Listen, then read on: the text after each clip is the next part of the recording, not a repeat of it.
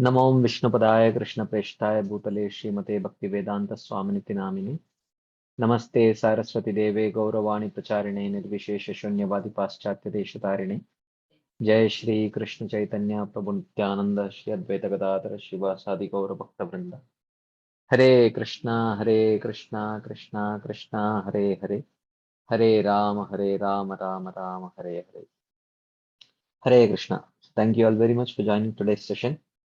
We have been discussing from the second chapter of Srimad Bhagavad Gita, in which we have been discussing the last section, which is symptoms of a Sthita Pragya. Uh, in the previous section, Krishna described how by practice of Nishkama Karma Yoga, the heart becomes cleansed and one becomes qualified to practice Jnana Yoga. Hmm? And the qualification for practicing Jnana Yoga is a heart which is very fixed.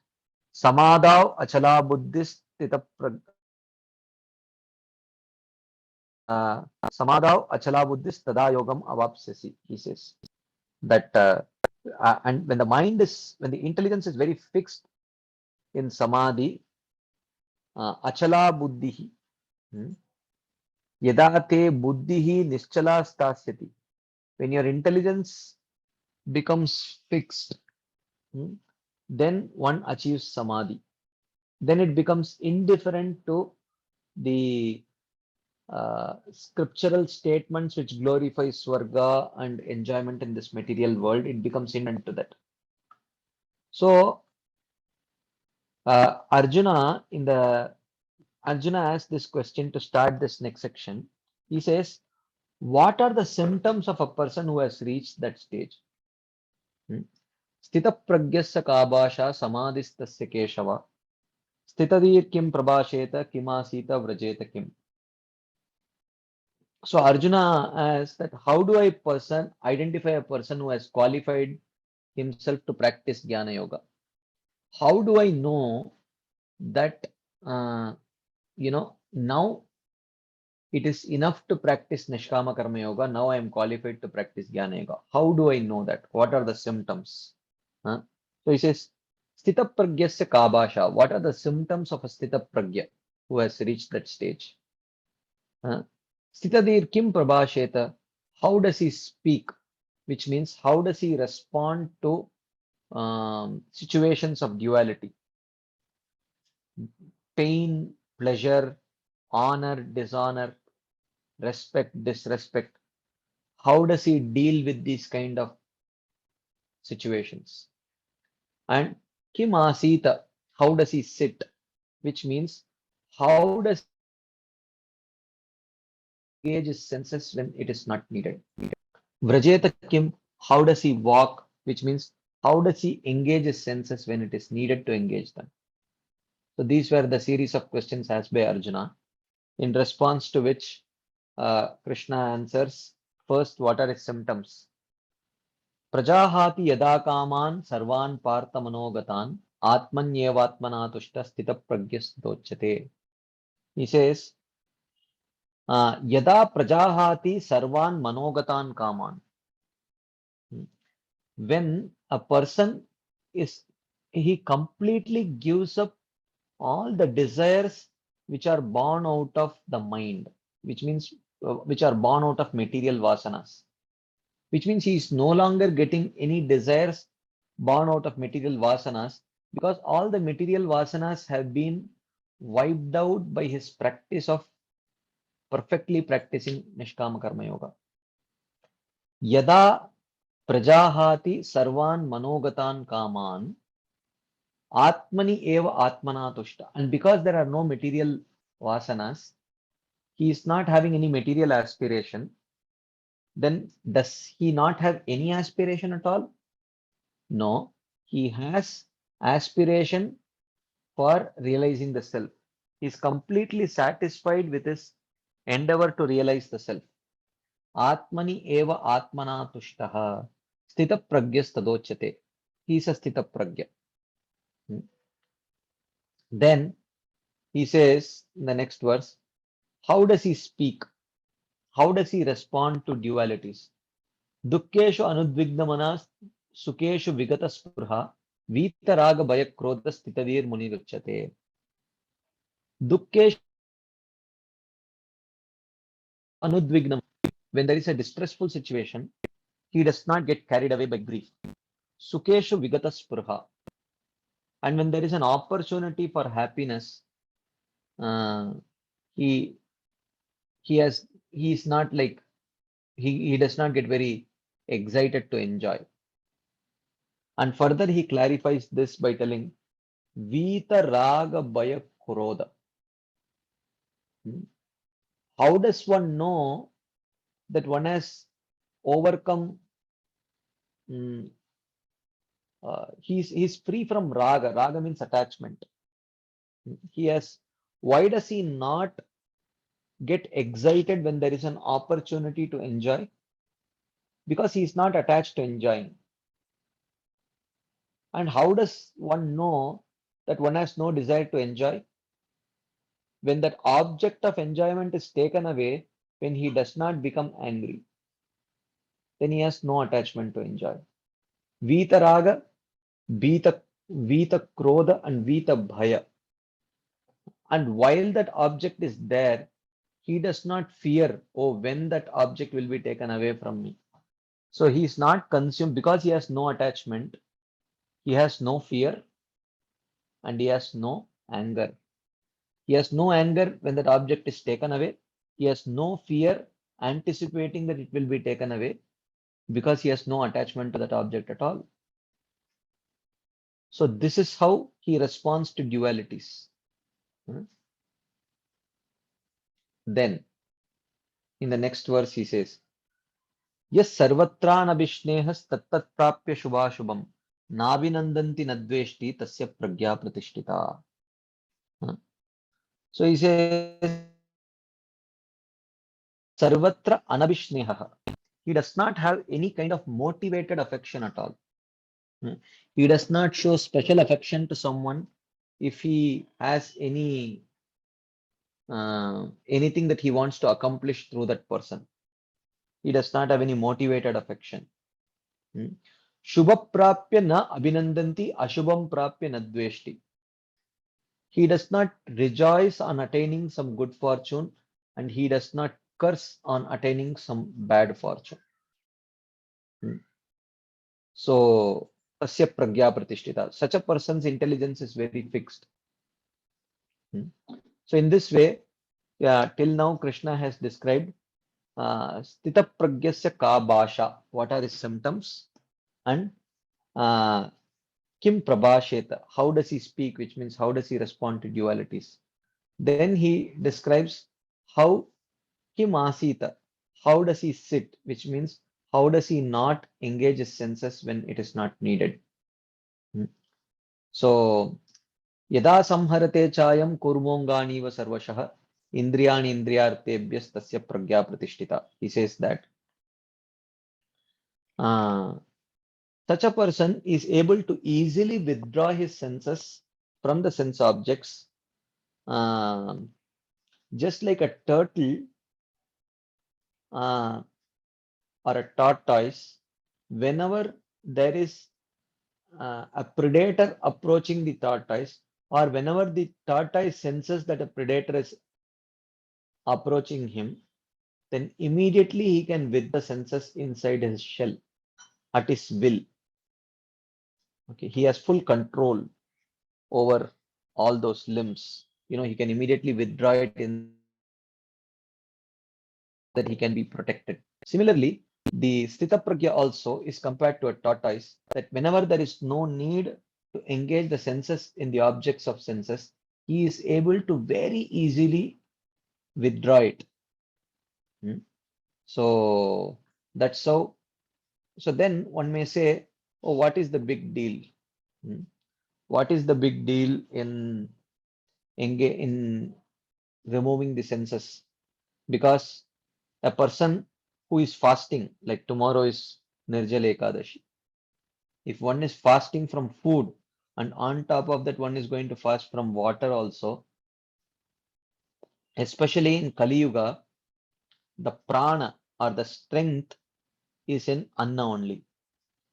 So he says, Vishaya vinivartante niraharasya dehinah rasavarjam rasopyasya param drishtva nivartate.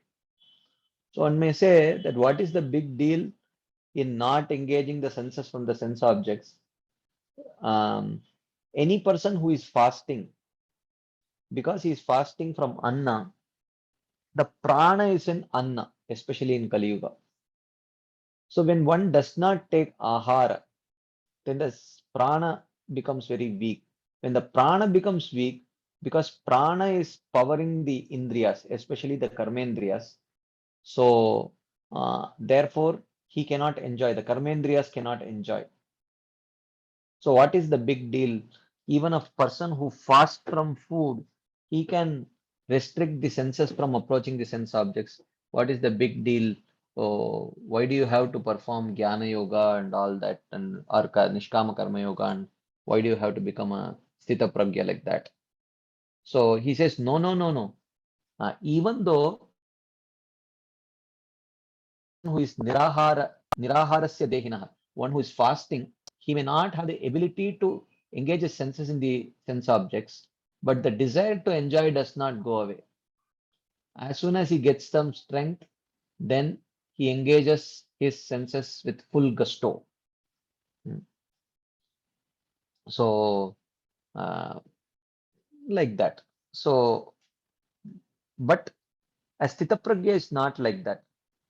A sthita pragya is not artificially fasting from the sense objects, but rasavarjam rasopyasya param drishtva nivartate. So he says that param drishtva, having seen the atma, asya rasaha api nivartate. His desire to enjoy, the rasa to enjoy, is also gone because he has developed a higher taste of relishing atma, like that he describes. Then, but then the next verse he says, but this stage can be attained only by very strict sadhana. It is very difficult to show such detachment in a very premature, at a very premature level, he says. Yatato hyapi kaunteya purushasya vipaschitaha indriyani pramatini haranti prasabam manaha.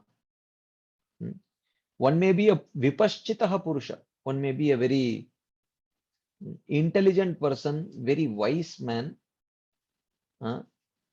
and just because he is wise, theoretically wise, he may not be self-realized. There is a difference between being wise and being self-realized. So being realization stage. There is knowledge, there is wisdom, there is realization. Okay. Realization means completely internalized knowledge. Internalized because of having experienced the higher taste. Whereas a wise man, he may have wisdom, but he may not have developed the higher taste to internalize that wisdom completely in the form of realization. So here is a vipaschitaha. He is a wise man and he may endeavor to control his senses, but he may often fail because there is no param drishtva, because there is no experience of the higher taste. Okay. So he's telling that don't think that this anyone who speaks or exhibits wisdom is not necessarily a sthita pragya. A sthita pragya is a very high stage. It is not just wisdom. It is wisdom which is completely internalized and realized in the form of it is internalized in the form of realizations. So like that. But what is the secret weapon of that person who goes from the stage of wisdom to realization? What is that secret weapon? That secret weapon is matpara. That secret weapon is called as matpara. Matpara means devoted to Krishna. Tani sarvani sanyamya yukta asita matpara vashehi yasyendriyani tasya pragya pratishtita. So the yogi who is devoted to me, Tani sarvani sanyame, he is able to restrain all his senses and he is able to remain unresponsive to the sense objects. Vashehi yasya indriyani tasya pragya pratishtita. One whose indriya is brought under control in this way, he is a sthita pragya. So what is secret weapon that transforms wisdom into realization? That is devotion to Krishna. So even a Jnana yogi has to have that element of devotion to Krishna. He may not be a pure devotee, but worshipping Krishna is essential even for Jnana yogis. So if he does not do that, then the ability to control the senses is not achieved. So in the next verse, he says, what if one is not a sthita pragya, then what happens? Right?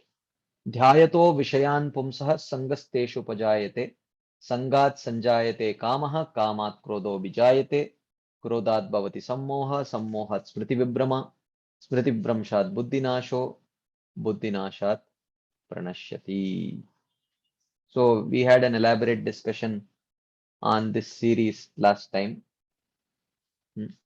So if one has not reached the stage of param drishva nivartate, if one has not reached that stage of higher taste because of yukta asita matpara, because of developing, because of having a devotional disposition towards the Supreme Lord, then soon as he looks at a sense object, he starts meditating on it. When he starts meditating on it, it leads to sangaha. Sangha is attachment, and attachment leads to kama, a more active desire to enjoy it. And when someone takes that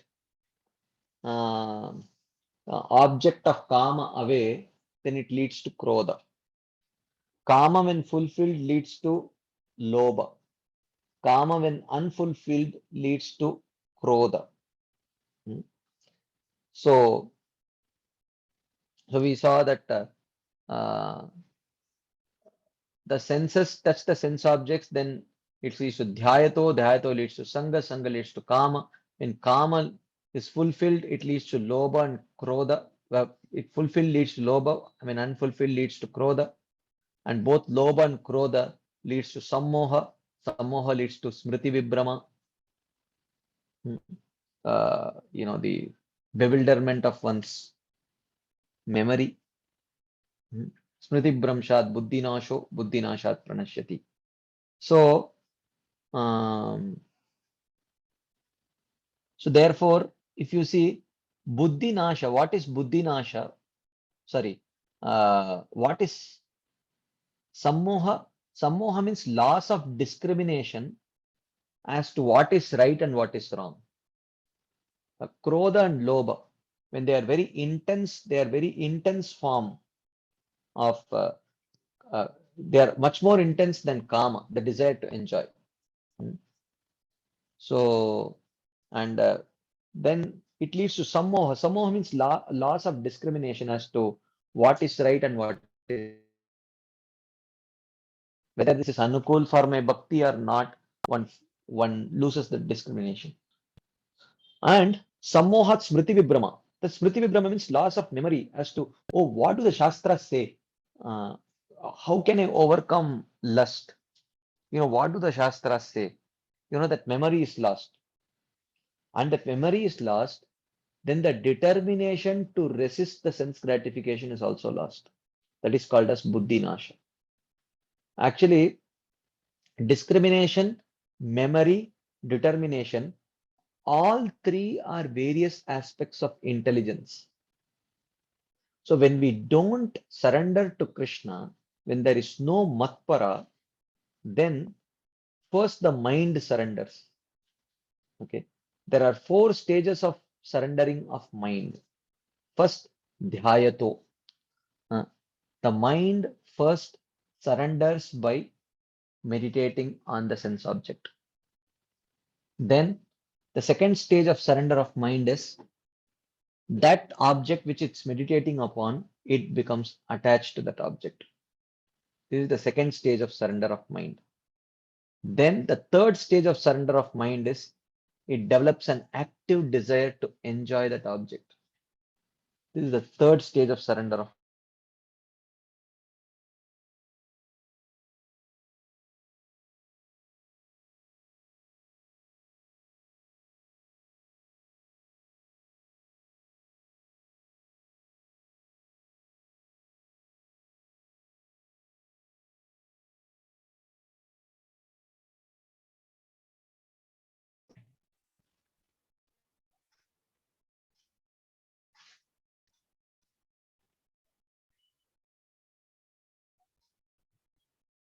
Hare Krishna, can you hear me? Can you hear me now? Okay, thank you. Because the power supply went off, so there was loss of my Wi-Fi also went. So I just connected it to my um, phone. What do you call it? Hotspot. If you can hear it, good. So we were doing the stages of surrender of mind, mind intelligence and mind and intelligence we were discussing. I will just go to that section. So yeah, we were discussing dhyato vishayan pumsasangaste jayate. Yeah. So so the first stage of surrender of mind is when it starts meditating on the object of sense gratification. So then a more deeper form of surrender is when it becomes attached to it. A still more deeper form of surrender is when it develops an active desire to enjoy it. And then it becomes even more intense when it transforms into lobha or krodha. So at that stage, then it pulls the intelligence also. It forces the intelligence to surrender. The nature of intelligence is discrimination, memory, and determination. All these three are qualities of intelligence. So, because we are not surrendering to Krishna, because the mind is not attached to Krishna and is not experiencing the taste, after mind surrender, mind pulls the intelligence, forces the intelligence also to surrender. First stage of surrender of intelligence is it loses discrimination. What is right, what is wrong, one forgets. Then the second stage is loss of memory as to various tips which the Shastras give to counteract material attachment, material lust, material desires. All that the Shastras say, that memory will go away from that person. And finally, his determination to stay away from sense gratification and engage in universe consciousness, that determination also deserts that person. Then when the determination to practice bhakti and give us gratification deserts him, then pranashyati, then the soul cannot be saved. So in this way, the stages of what was described, which is yeah. Anyway, in one of the verses it was mentioned. Is it 69? Just hold on for a second. I think it is 69. No, not 69. Yeah, 67. Indriyanam hitatam yanmano anuvidiyate tadasya harati pragyam vayur navambasi. So this verse, even one of the moving senses which the mind follows steals away the intelligence as wind moves a boat on the water. So this verse, uh, this is the elaboration of this verse. These two verses are the elaboration of this verse. How senses pull the mind and the mind pulls the intelligence, and the intelligence drowns the soul into samsara. This is elaborated in these two verses, 62. Um, in this, we had a long discussion about the nature of mind, how mind actually responds to the surface impressions, how the nature of the mind is to make the best use of the bad again. So therefore, we if we keep continuously engaging our sense in Krishna conscious activities, even though mechanically, the food for the mind comes through the senses. So when the senses are constantly engaged in Krishna conscious activities, the mind's food is all Krishna conscious. So the mind is forced to meditate on only Krishna conscious activities, in which the mind may choose some favorable Krishna conscious meditations. The mind may like kirtan, then Shravan, it may like prasadam, more seva, whatever it is. But as long as the mind, and in prasadam, the mind may like South Indian prasadam more than North Indian prasadam, whatever it is. But as long as the mind's nature is to, it will search the most pleasurable object or activity amongst whatever is provided to it.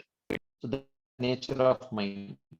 So if we restrict non-Krishna enjoyment and give Krishna conscious uh, enjoyment to the mind, then the mind becomes little peaceful. Like one day, in response to I think Shan was just addressing this point. There are four stages of mm, practicing devotional service.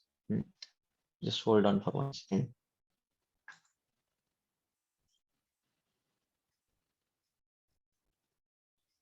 Just hold on for 1 second. I will just, okay. Yeah. So there are four stages of practicing uh, pure devotional service. The first is the succumbing stage, where we come to our lower modes and engage in non-conscious sense gratification. The higher stage is the dovetailing stage, where we understand I have certain requirements at stage. I cannot, I have certain attachments, and uh, and and while I will try to give up the non-Krishna conscious attachment, but I will try to dovetail the Krishna consciousness. Whatever attachments are dovetailable in Krishna consciousness, do it. Meaning, I will engage enjoyable Krishna conscious activities. And then one then one can gradually rise level of Yukta Vairagya, where one is to utilize only those objects which they can engage Krishna's service. Okay. And then finally, which is the highest stage of spontaneous devotional service. Many times, as practitioners or leaders, we make a very big mistake. We emphasize on, we say that you should not try to do those activities you like, because if you end up doing activities which like, that is actually essentially sense gratification only, that is not bhakti. Many times we keep speaking like that. So uh, either as a follower thinks that okay, if I like this devotional activity, then I should not do it, because that is sense gratification, that is not for the pleasure of Krishna.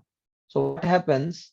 He starts avoiding um,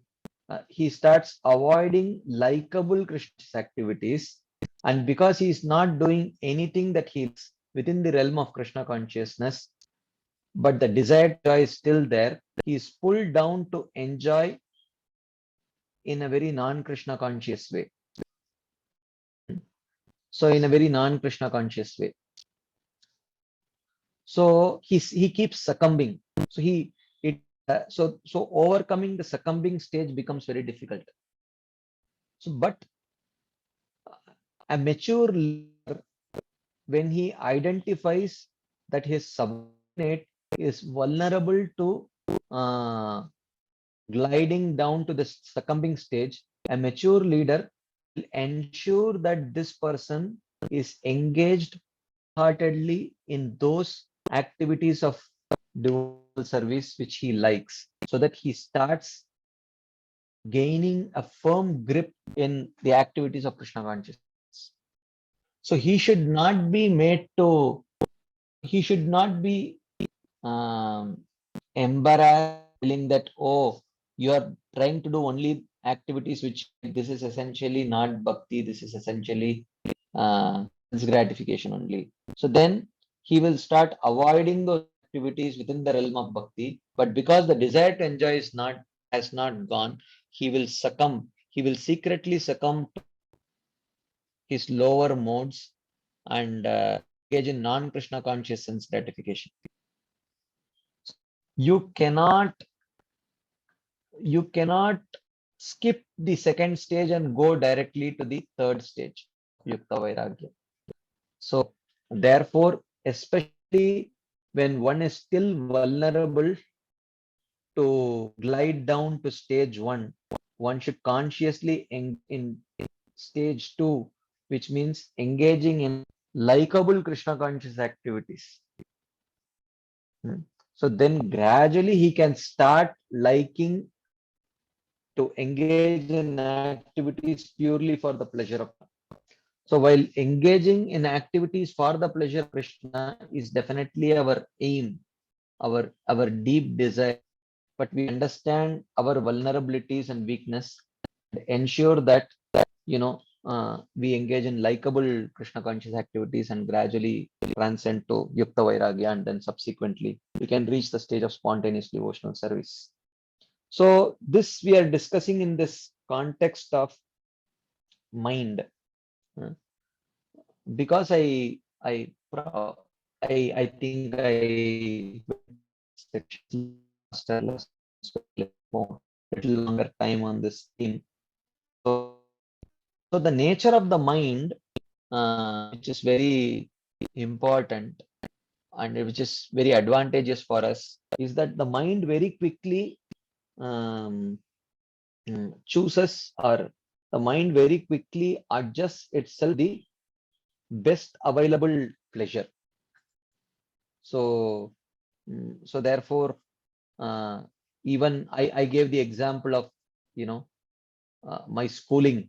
If you remember, in school, after I was mentioning that um, coming back from my vacation time, how I used to suffer the stench of the bad smell, the fish smell coming from my mess. But gradually, over a period of time, within a few days, the mind gets adjusted and starts searching for the pleasure, even in that stinking mess. It used to get adjusted, and we used to meditate upon the Wednesday afternoons and the Friday nights for our ceremonial lunch and ceremonial dinner. That is the nature of mind. Initially, it will complain, but then when it realizes that there is no, even if I complain, it's not going to improve, then the mind starts searching for pleasure in the compromised position. It's there. So, yeah, in this context, we were discussing that. So therefore, it is important that um, that we engage first in mechanical devotional service. Mechanical devotional service means um, engaging our mind before engaging our mind, very consciously trying to continuously give Krishna conscious engagement for our senses. Agar man lage ya na lage. So then gradually the mind will gain a firm foothold in Krishna conscious activities. Like that. Okay. So this is what we were discussing. And then finally, he discussed about the fourth question. How does he walk? Which means how does he engage his senses when there is a need to engage the senses? So he says, Ragadvesha vimuktaistu vishayan indriyais atmavasher videyatma prasadam adhigacchati. So we saw that he says, one whose mind is submissive, videyat, one whose mind has become submissive to the Krishna conscious intelligence, Vishayan Indriyais Charan, who engages the senses in the objects of senses, Raga Dvesha Vimuktaistu. Generally, our senses go after that sense object to which it is attached. It is Raga which pushes the senses to the particular sense objects.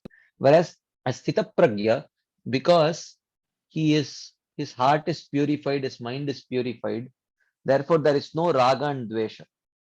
So when his senses go after a particular sense object, it is purely for survival. It is purely for surviving so that I can perform my sadhana. For that purpose, senses engage in the objects of sense objects, in the sense objects purely for survival. So Raga Dvesha Vimuktaistu Vishayan Indriyais Charan Atmavasher Videyatma Prasadam Adhigacchati. So one whose mind is submissive and who engages in the sense objects with the senses, freed of attachment and repulsion, under the control of the mind, attains peace. Prasadam adhigacchati. So one whose mind is submissive to instructions, okay. So he attains peace, prasadam. So contacting the sense objects is not a fault. Rather, it is a good quality for one who does so with control. So it is not a fault for the senses to come in touch with the sense objects, but as long as those senses are guided by a mind which is controlled by the intelligence, which is controlled by the soul, then for that sense to come in touch with the sense object is not a fault. Rather, it is a good quality.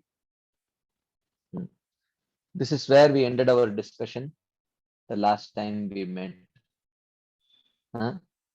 So, Ragadvesha Vimuktaistu Vishayan Indriyais Charan Atmavasher Videyatma Prasadam Adhigacchati. So this is where we ended. Any quick comments, discussion points, questions before we move on to today's discussion? Anything anyone would like to share as add? Yes, Shyamlal bro. Hare Krishna. Yes, bro. Yeah, so Prabhuji, these four stages, the succumbing stage, the doubting stage, the Yukta Vairagya and spontaneous devotional service, these are the stages of the mind. These stages are what the mind goes through, correct? So yeah, you can say the mind, you can say the mind, intelligence, senses, or you can say that the whole, you can say the sadhaka goes through this stage. You know. Okay. So my question is, so is it important for the sadhaka to understand what are his strengths and weaknesses, or what are his what are the strong points on which his mind can dwell on? For example, somebody may be attracted to cooking, somebody may be attracted to writing. So is it important that the sadhaka understands what his strong points are, or what his mind would or his intelligence would uh, engage Take. more easily, Mhm. so that this dovetailing stage becomes uh, you know uh, more practically applicable. So then, only then Yes, he would come from the succumbing to the dovetailing stage, right? yes, definitely.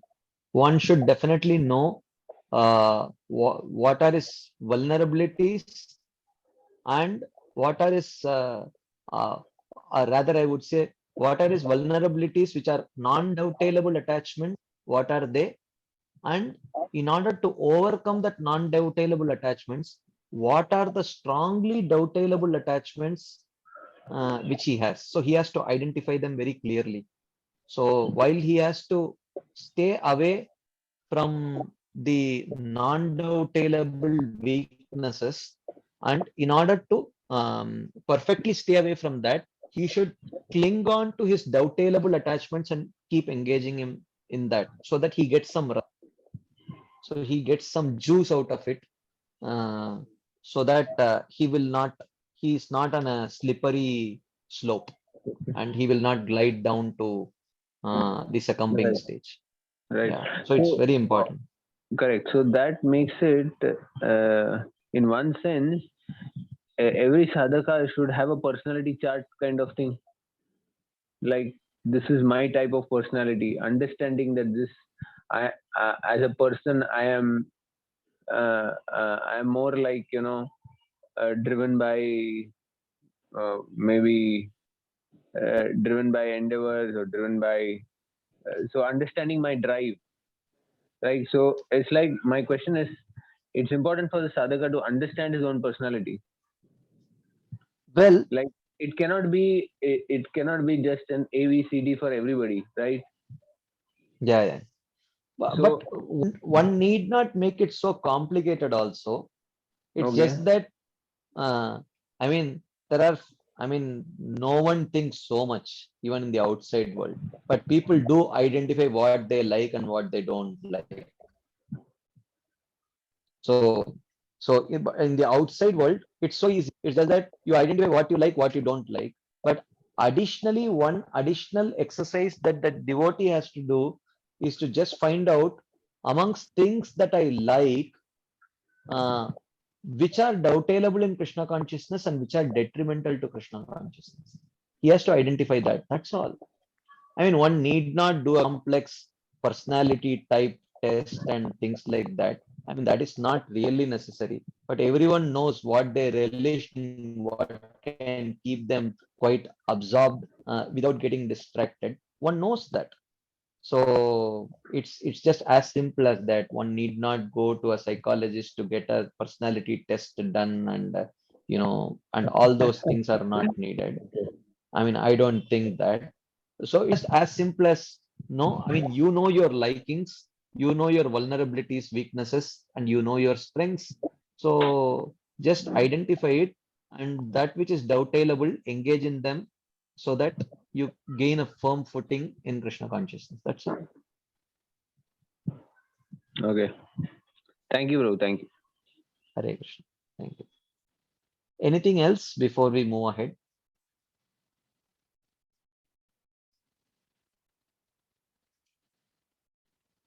Okay. Oh, okay. Sachiparan bro. Audible, Prabhu, Dandapana. Standard bro. Am I audible, Prabhu? Yes, bro. You are. So, Prabhu, when the objects are not available for the senses, it is Mm-hmm. very easy to control. Mm-hmm. When objects are available, still you are able to control. I Mm-hmm. mean to say that is the same like the senses hankering for objects. Mm-hmm. So there is no availability of sense gratification. So is it easy to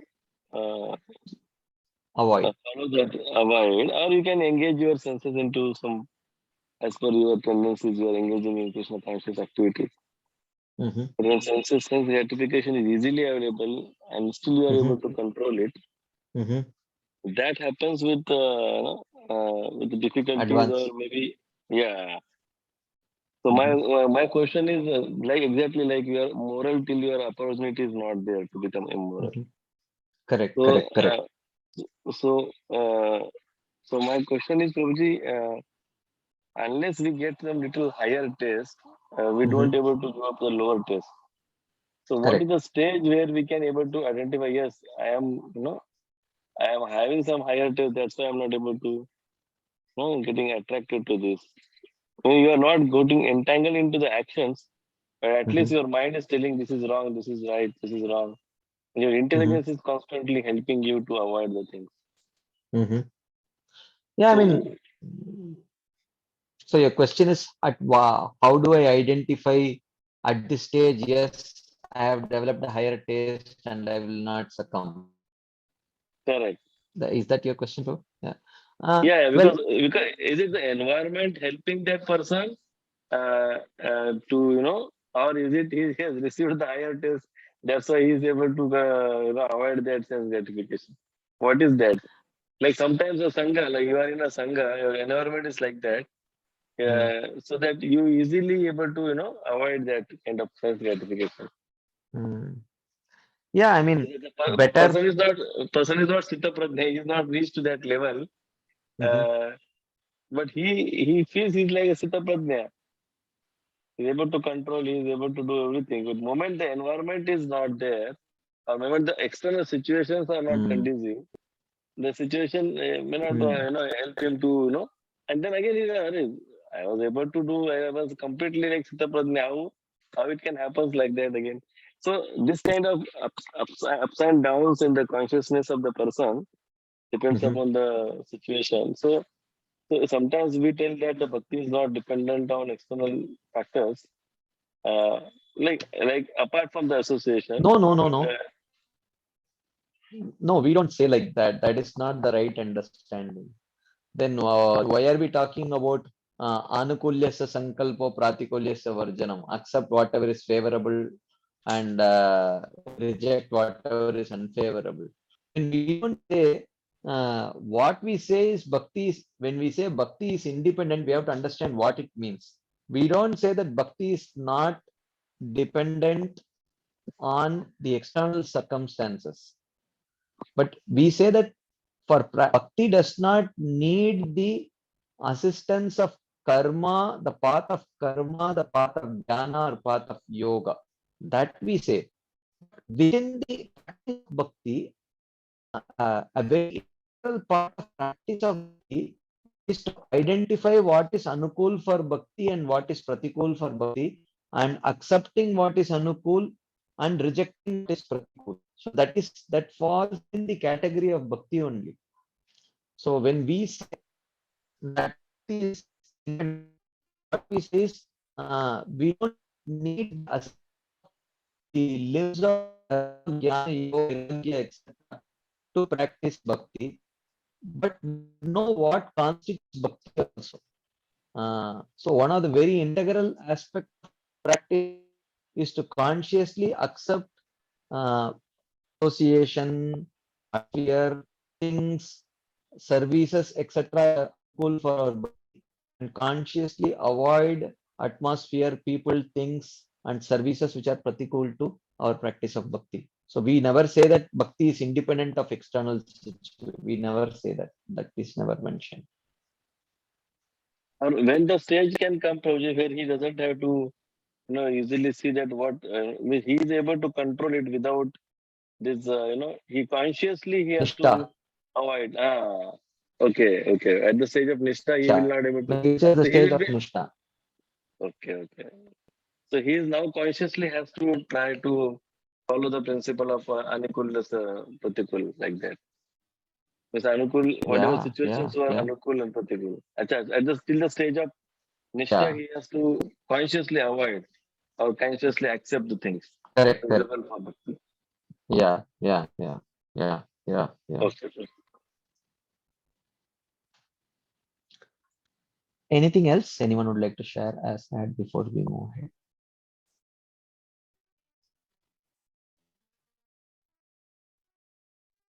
Okay. Here in the 64th verse, Krishna says, Ragadvesha vimuktistan atmasya vidheyatma prasadam agacchati.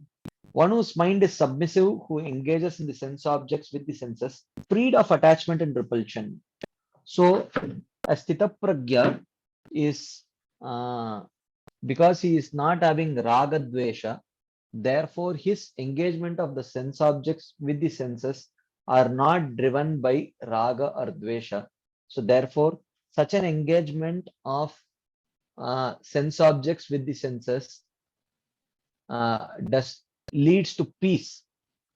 Rather, when senses come in touch with the sense objects, then gradually dhyayato vishayan pumsa sangasteshu pajayate sangat sanjayate kama kamat krodho bijayate krodhat bhavati sammohat sammohat smriti vibrama smriti vibramshat buddhinasho buddhinashat pranashyati. The whole the process of how the living entity gets completely trapped in this samsara is described just when the senses come in touch with the sense objects. But for a Sthita Pragya, one who is self-realized, for him, when the senses come in touch with sense objects, it leads to prasadam, peace. While when our senses come in touch with sense object, that as soon as we look at an object of gratification, we lose peace actually. A conditioned soul who is not a Sthita Pragya, he loses peace as soon as the senses come in touch with the sense objects. As soon as the eyes come in touch with, let's say, rasgulla or something, and immediately till we eat that rasgulla, we lose peace. We keep thinking like how I can enjoy, how I can enjoy, how I can enjoy. But this is free of raga dvesha, because his heart is completely cleansed by the perfect practice of Nishkama Karma Yoga. Therefore, when his senses come in touch with the sense objects, he attains peace by that. Prasadam adhigacchati. Because Atma Vashaihi. Because the senses are perfectly under the control of the mind, and the mind is perfectly under the control of the intelligence. The mind is submissive, vidheyatma. The mind is submissive to the instructions of the intelligence. And that mind is engaging the senses to come in touch with the sense objects. So therefore, that kind of touch is not a binding touch.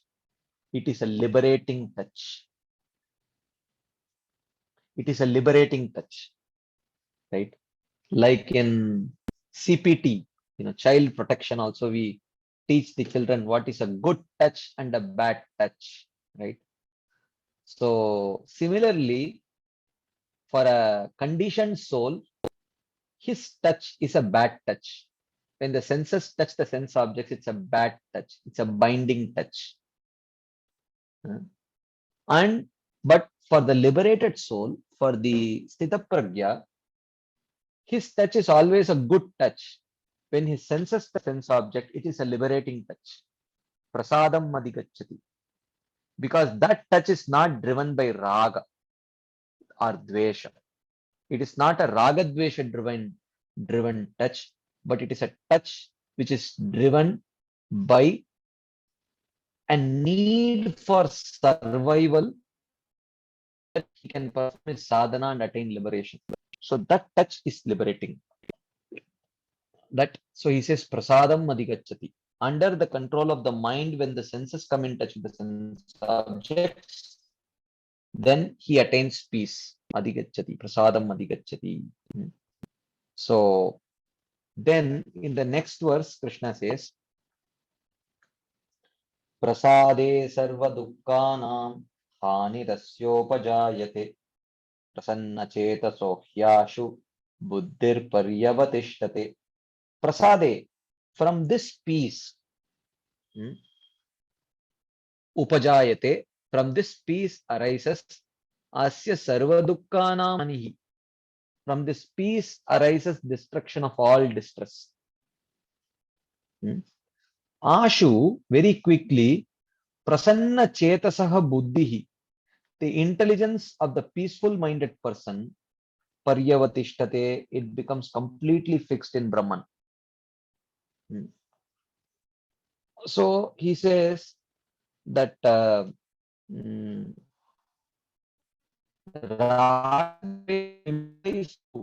Vishayan Indriyaischaranaatma prasadam adhigacchati. One whose mind is submissive, who engages the sense objects with the senses, freed of attachment and repulsion, under the control of the mind, attains peace, and from this peace arises destruction of all miseries. And quickly the intelligence of that peaceful minded person becomes completely fixed. So here Srila Vishwanath Thakur writes, the intelligence is fixed in its desired goal completely. Buddhir paryavatishtate. All distress is destroyed, but because of no desire for enjoying the objects, the person accepting necessary objects of the senses for his survival, he attains tranquility. Right? So I remember Radhesham Prabhu once sharing this, of course, he's very elevated soul. He was telling that, it doesn't matter. He never asked what is there for prasadam. I've heard about him. He never asked what is there for prasadam because, what is the need to ask such a question? Prasadam is for filling the stomach for survival, right? It is for filling the stomach for survival. So you never ask what is there for prasadam. So that's all. Whatever comes, it comes. It's only for survival. So when you're taking for just mere survival, when you're free from that raga dvesha, I like it, I don't like it, then prasadam adhigacchati. There is peace. So prasade sarva dukkhanam hanihi. With such a peace, there is no distress, because distress is why when you get something which you don't like, there is distress. When you don't get something which you like, there is distress. But when you are just engaging the senses with the sense objects purely for survival, when it is only for survival, then there is no distress. Prasade sarva dukkhanam anirasyopajayate. He has a peaceful consciousness, prasanna chetasaha, just because of bhakti. Prasanna chetaso hi ashu buddhir paryavatishati. So the first canto of Bhagavatam states that without bhakti, one cannot have a peaceful mind.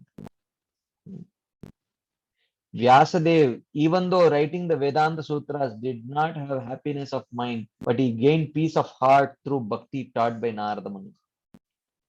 Therefore, ultimately, the key that was mentioned was matpara.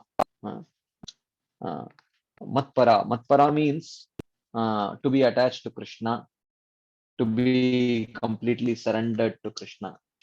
So such a matpara, when he is matpara, then he can control his senses. And when the senses are controlled, then even in engaging his senses with the sense objects purely for the purpose of survival, he attains peace. And when peace is there, then there is destruction of all kinds of suffering.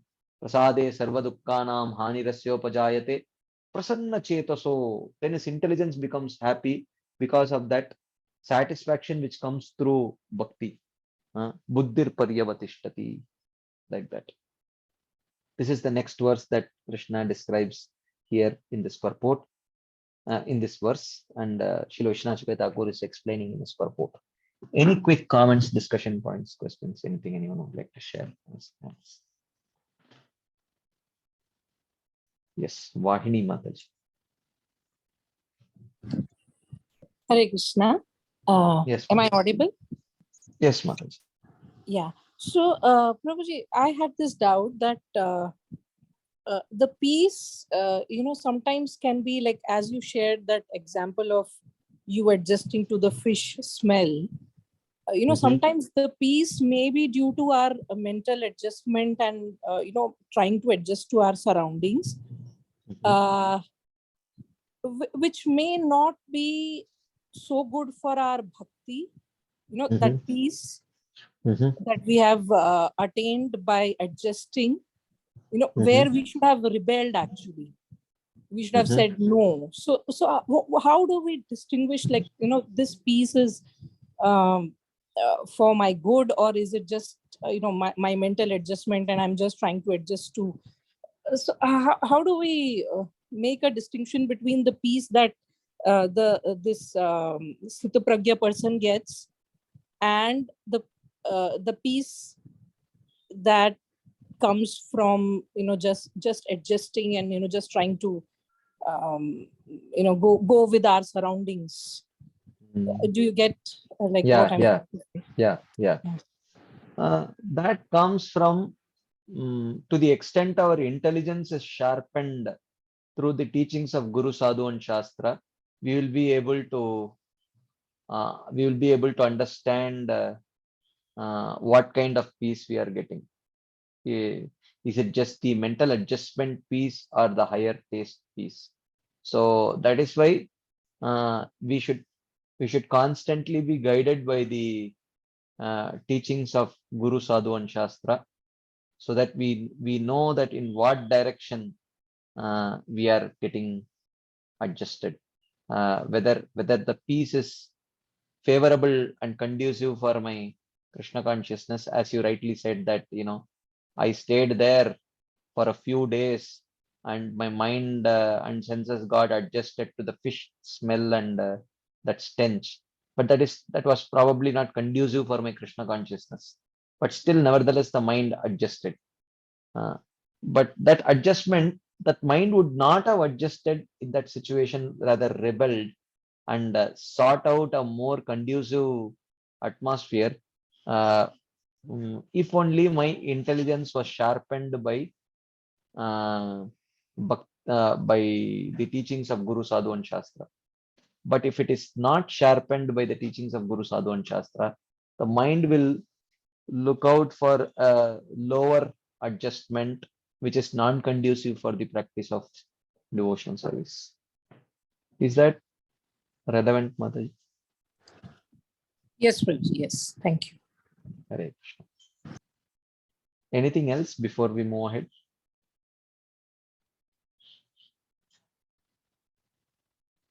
Okay, let's continue then.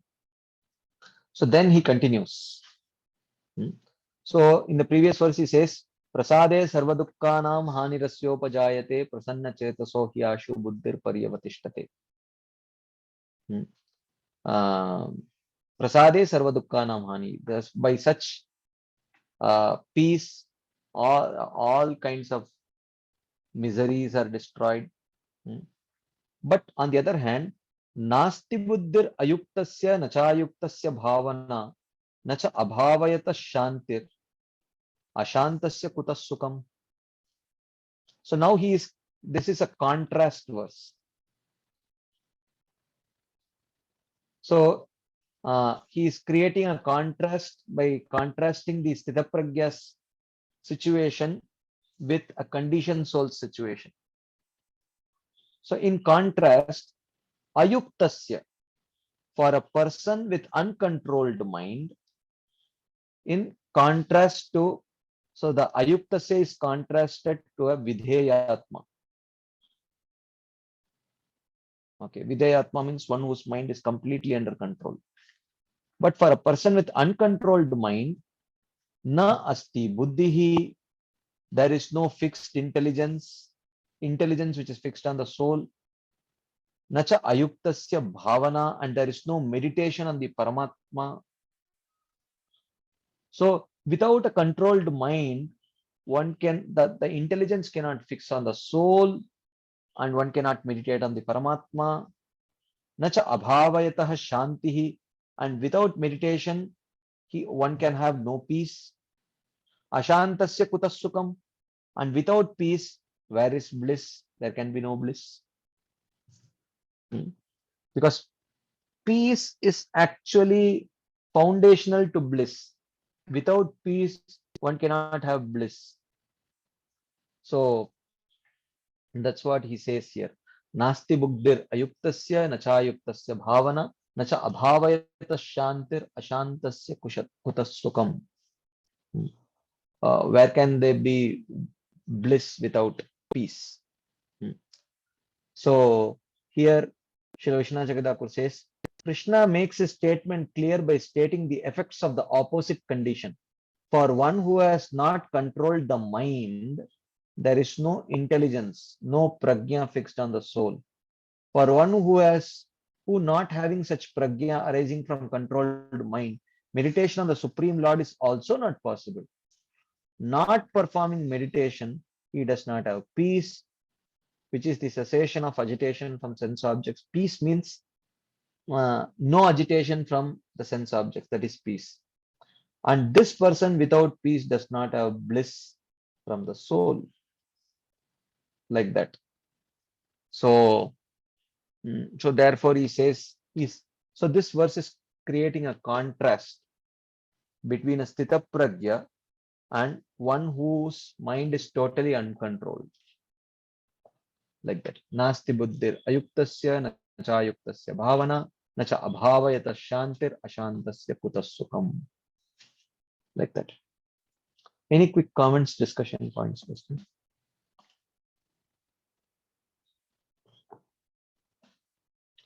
Okay, let's continue then.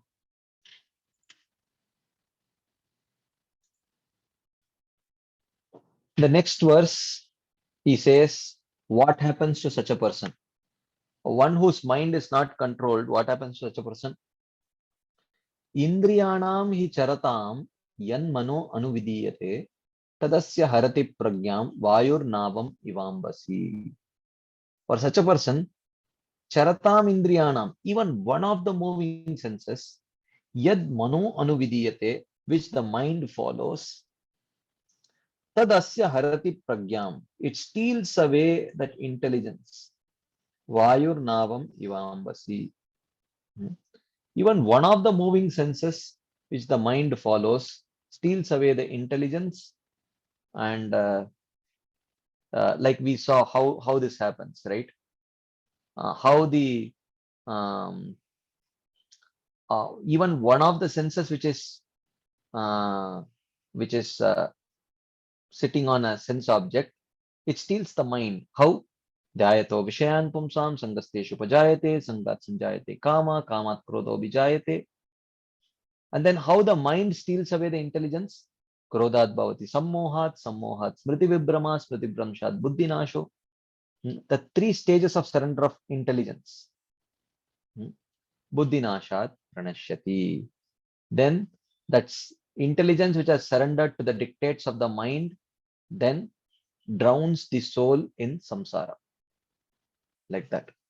So this verse examines the person with no intelligence due to lack of control of mind. Nasti buddhir ayuktasya nachayuktasya bhavana. Na asti buddhir ayuktasya. For one whose mind is not controlled, his intelligence, he does not have an intelligence which is fixed on the soul. He has no intelligence. That is described here. Among all the senses moving towards their respective sense objects, the mind follows after one sense. The mind follows after one sense. In this way, a person follows each of the senses. Such a mind takes away the intelligence of that person, just as unfavorable wind takes a boat off course, which is being steered somewhere on the water. Okay, a strong, we may be steering the boat in a particular direction, but if there is a strong wind in the opposite direction, then despite our steering in a particular direction, the boat may move in the direction of the wind, like that. So therefore, Krishna concludes here. He says, Tasmad yasya mahabaho nigrihitani sarvashah indriyani indriyartebhyas tasya pragya pratishtita. Therefore, He who completely restricts the senses from the sense objects by fixing the mind on me. Indriyan indriyartebhya. O Mahabaho, tasya pragya pratishtita. He is a sthita pragya. So therefore, one who is matpara, one whose mind is perfectly fixed on me, and by fixing his mind on me, when he is able to control the mind and thus control the senses from approaching the sense objects completely, he is a sthita pragya. This is the conclusion. He who controls his mind restricts his senses from the sense objects. He is fixed in intelligence. O mighty armed one, just as you control your enemies with your strength, you should also control your mind using your intelligence, which is matpara, surrendered to me, like that. Any quick comments, discussion points, questions before we move on?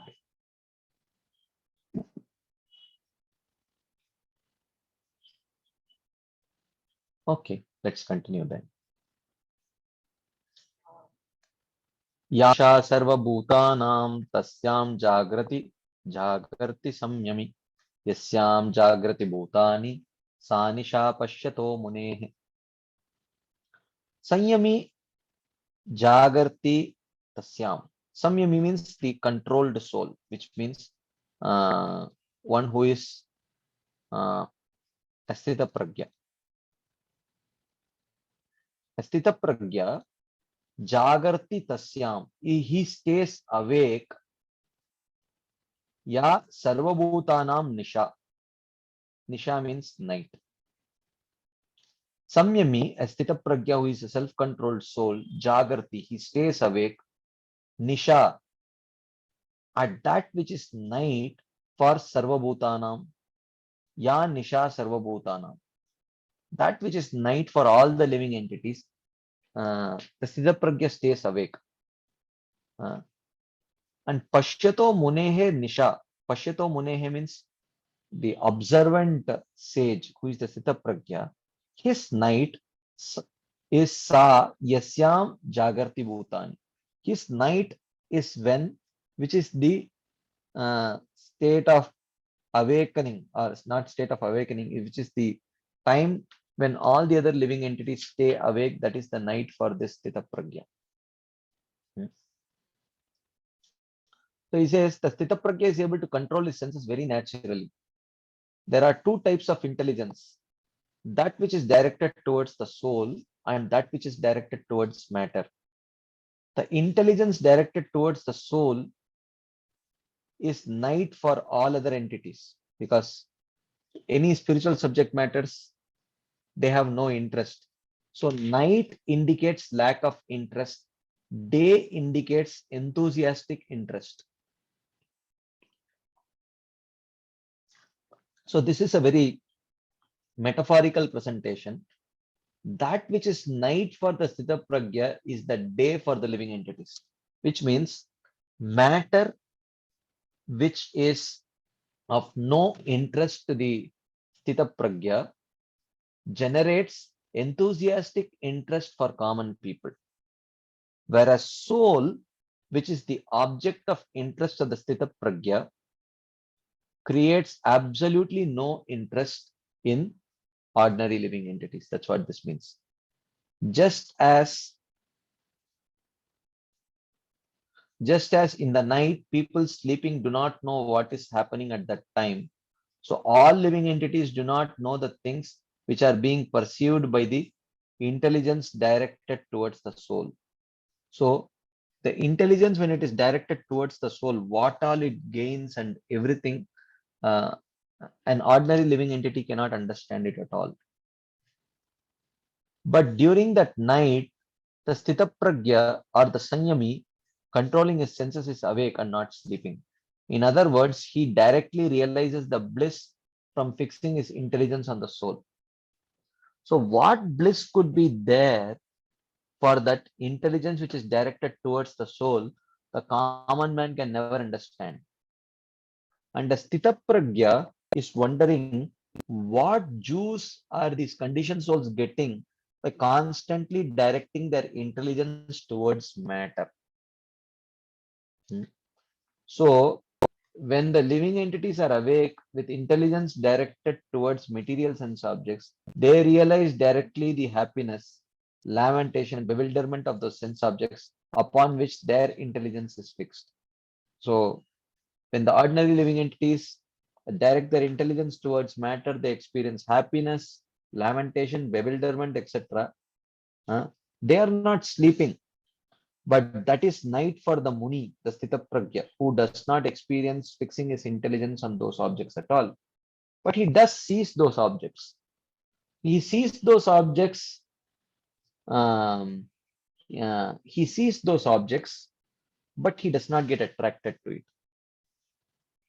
He looks upon all those sense objects which give happiness and distress to the people bound in samsara with disinterest.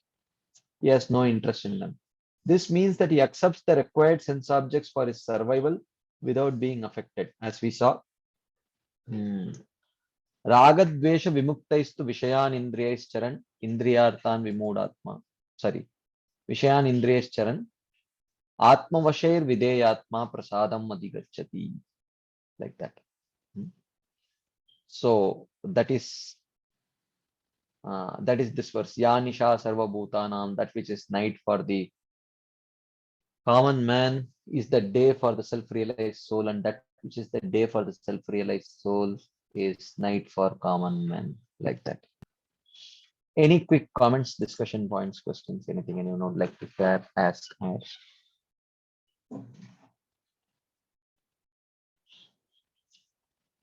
Okay, let's continue.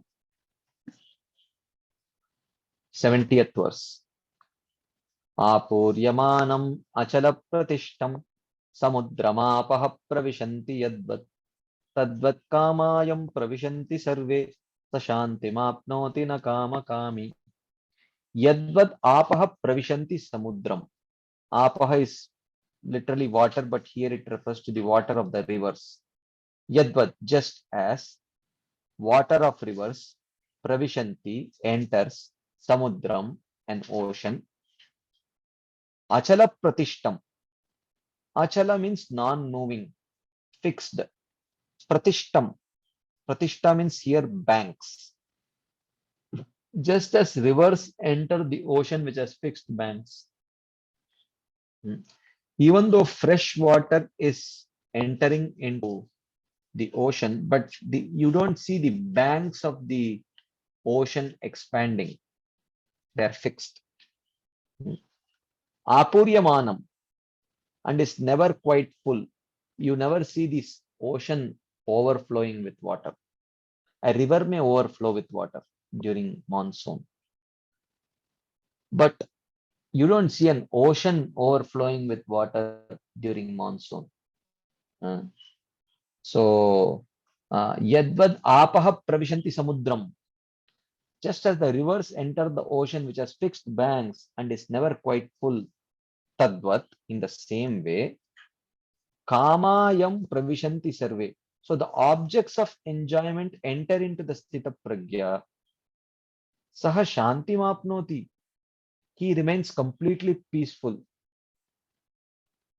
So just as the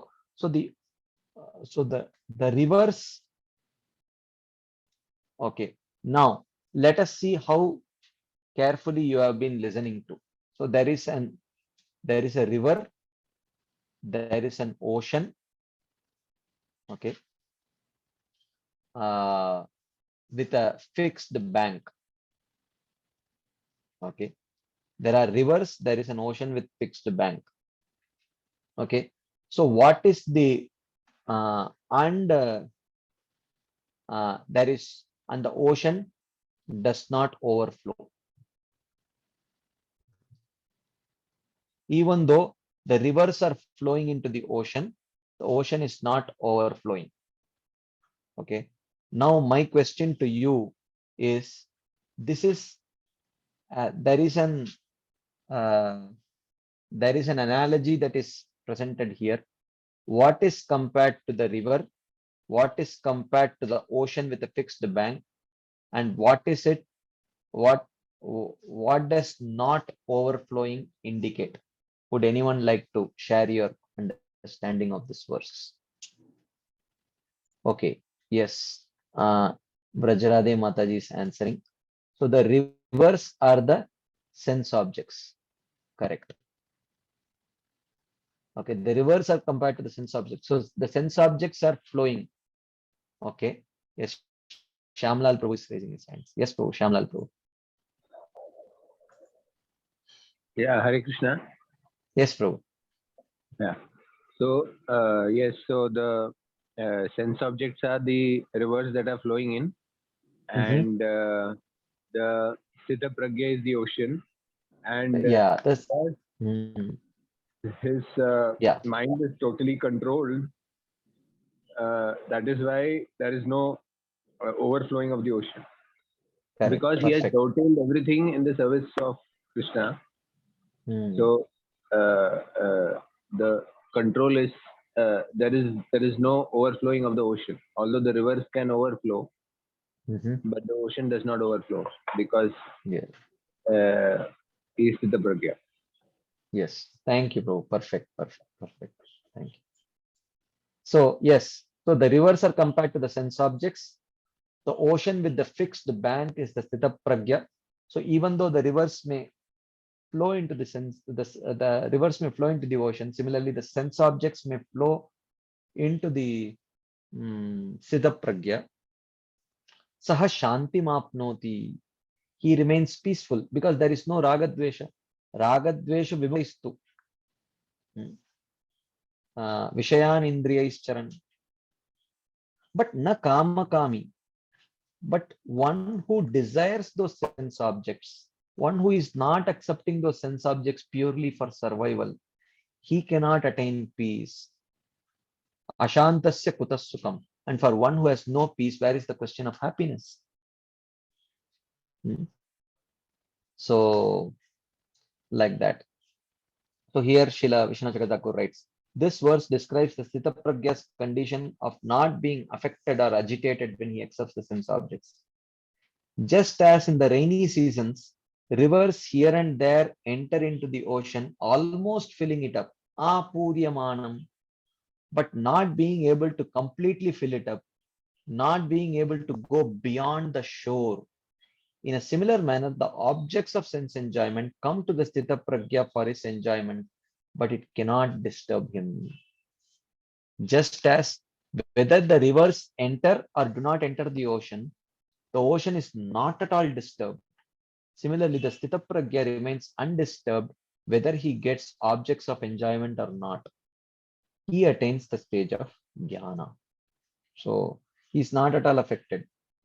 So when one day the rivers stop flowing into the ocean will not dry up. And one day when there is a very strong monsoon and the rivers carry so much water, still the ocean will not overflow. So the ocean is not dependent on river water for its survival. Like that. 1, 2, 3, 4, 5. Oh, only 5 slides remaining. So I think I'll quickly complete these slides, and then next week we will do a quick recap and then move on to the third chapter. Okay. So please bear with me if I go 2 or 3 minutes extra. Vihaya kaman yas sarvan pumams charati nisprahah nirmamo nirahankarah sashantim adigacchati. He who gives up all objects of enjoyment. This is the concluding verse. This is the verse concluding the Sthita Pragya section.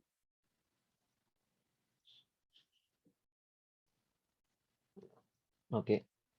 So this verse says, he who gives up all objects of sense enjoyment but carries out actions without desires for them. Pumams charati nispraha. He has no desire to enjoy, but he engages the senses in sense objects without a desire to enjoy them. Nirmamo nirahankara, being devoid of possessiveness and ego. saha shantim adhigacchati. He attains peace. So only a sthita prajna attains peace, because even in engaging the senses with the sense objects, he has no ahankar and mamakar. Nirmamo nirahankara. So this verse describes the person who does not enjoy the sense objects at all because he has no faith in them. He is devoid of possessiveness and ego regarding his body and objects related to the body. He attains the stage of jnana, shantim, sashantim adhigacchati. Finally, last verse of this chapter.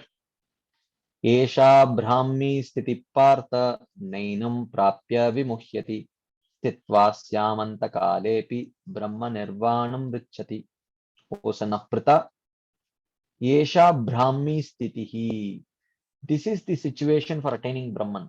So, one who is ready to attain Brahman, one who is ready to attain liberation, this is the situation of such a person, which has been described from starting from verse number 2.55 till 2.71. Yesha Brahmi Sthiti Partha Yenam Prapya Na Vimuhyati. And attaining this state, one will never be bewildered. And Brahma Nirvanam Richati, and he attains Brahma Nirvana. Antakale Stitvasyamapi. He attains Brahma Nirvana even at the time of death. Okay. So, my dear Partha, this is the position of a Sthita Pragya. And if one attains this situation, even at the time of death, he will never be bewildered. And he will attain Brahma Nirvana even at the time of death. Like that. So here Srila Vishwanath Chakravarti says, this verse concludes the topic. Brahmi means that which gives attainment of Brahman. Even one at the point of death, what to speak of one at a young age by this practice attains Brahma Nirvana. What to speak of at that point of death. Young age, if one attains, very good. But even at the time of death, if one manages to attain this situation, he will attain Brahman at the end of his life. Having presented very clearly jnana and karma and indirectly bhakti, this chapter is called the Sutra of the Gita, or the abbreviated form of the Gita. That's why Prabhupada titles this chapter as Contents of the Gita Summarized. This is the commentary on the second chapter of the Gita for the joy of the devotees' minds following after the great devotees. So this brings us to the end of the second chapter. Thank you all very much for your patient listening and your enthusiastic participation. So we will continue this discussion next Friday. So thank you very much. Srila Prabhupada ki jai, Srila Vishwanath Chakravarti Thakur Pad ki jai, Shri Srimad Bhagavad Gita ki jai. Hare Krishna. Thank you very much.